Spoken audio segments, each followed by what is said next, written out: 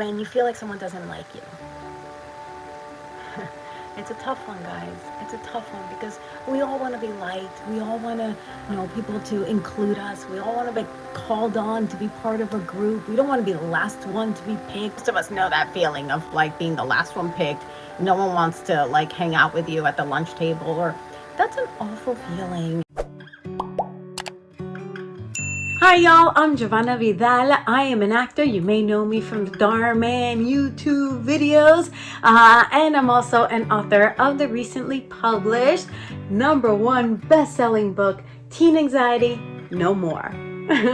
So yes, I am here to give you another message as to how I combat my morning anxiety. I'm so happy to be here with you guys. Guys, it's one of those days. Yes, all right. Hello to all my lovely, lovely Friday fam, OGers in the house. What's up? Okay, has this ever happened to you where you're thinking about something and you're like, okay, I gotta do this, this, and this. And then in the back of your mind, somewhere back there, you're like, oh, but this has to happen and that has to happen. And sometimes it gets a little like what's in the back of your mind, which you shouldn't be focusing on, comes to the forefront, and it like totally derails what you're like thinking about. Does that happen to anybody else, where like you can't change the little like wheel in the back of your head that's going, remember this, remember this, remember this, remember this. This thing in the back of my head, you know what's going on is the fact that like, because I'm on my phone, I don't know if my 2:22 lesson alarm is gonna go off. I'm sure it will. But is that going to make the video go off? Like my live, interrupt my live. So can you see how sometimes you have all intentions to focus on something, but then something is nagging at your brain and you're like, oh, and it takes you out, right? It takes you out. And it takes great discipline and focus to be like, okay, that is not important right now. Focus on the here and now. Be here, be now. That's all we got. So staying to my 2:22 lesson, y'all, I'm taking out my journal. I've never done this before. Bring out my journal. But look at the image. The outside image says, be still. And it's Psalm 46:10. But this was something that really struck me this week. And so I wanted to share with you. I hadn't written in a month, guys.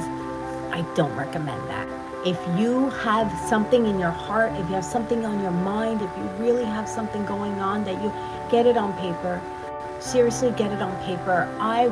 It was festering in my mind all, let's say 12 hours, 14 hours, however long it was happening. And I was like, no, I got a journal. And then I date everything in your journal and put a year on it. Because there's so many pieces of paper. I go back and I'm like, oh, March 6th, but which March 6th? So if you journal, write the year, always. I learned that the hard way. But I really wanted to get this out of me because it was bothering me, right? So here it is, guys. So what I journaled about and what I wrote about was, if you've ever had this feeling, perhaps, when you feel like someone doesn't like you. It's a tough one, guys. It's a tough one because we all want to be liked. We all want to, people to include us. We all want to be called on to be part of a group. We don't want to be the last one to be picked. Most of us know that feeling of like being the last one picked. No one wants to like hang out with you at the lunch table, or that's an awful feeling. And I remember it as a teenager, and it still happens as an adult. I'm not gonna lie, it still happens. There are gonna be people who don't particularly care for your energy or your perspective. I had that feeling earlier in the week.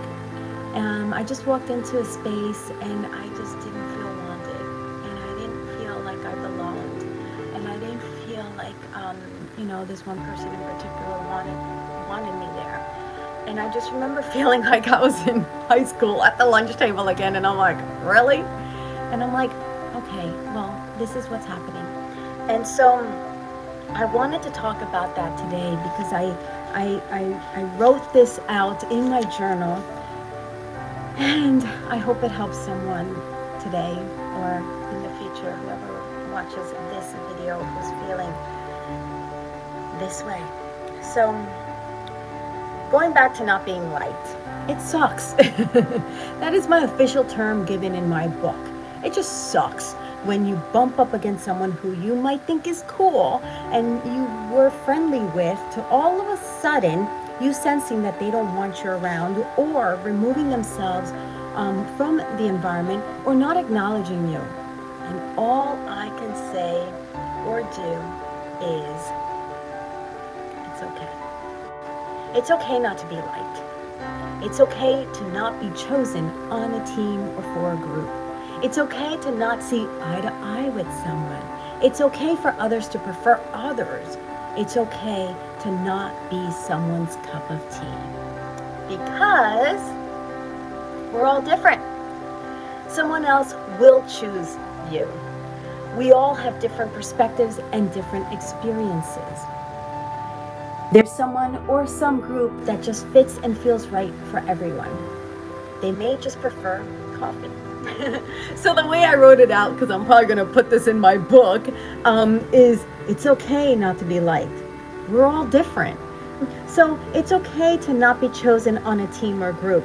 Someone else will choose us. Do you see? So it goes, it's okay because, and I just wanted us to remember that, because so many times we're like, oh my God, that person doesn't like me. And then like you start acting goofy and you start acting all like awkward. And so they like you less. That happened to me this week. I'm just gonna say it. It happened to me this week. And I wasn't expecting it, because this person seemed like they liked me. And then all of a sudden they didn't. And I don't know what I did or what I said that may have turned them off or offended them. I certainly didn't mean to. And if I ever see them again, I hope I can like have that opportunity to be like, I didn't say or do anything that offended you. I really hope I get to have that dialogue. But in the meanwhile, I don't know when I'm gonna see this person again. In the meanwhile, I have to be okay with it in my brain and in my heart. So I journaled, and I really, really recommend you journal. If something's weighing on you, there's something about getting it on paper, or if you type, so be it. I like to write. There's something about getting it on paper that really just, it pulls it out of you, and it makes it seem not as big of a deal. So this person doesn't like me. It's not that big of a deal. I may never see them again, right? It's just my ego, right? And I'm not always sure I give the right definition about what ego is, but ego to me is a little part of you that always has to be like, me. It's all about me, it's all about me. It's the best way I can describe ego. It's like that, pay attention to me. It's that little like voice that's like, it's like our ego wants to just control everything, and guess what? They gotta be like in the back seat, and they cannot be the backseat driver, right? You gotta like take the lead, or the ego run circles around you.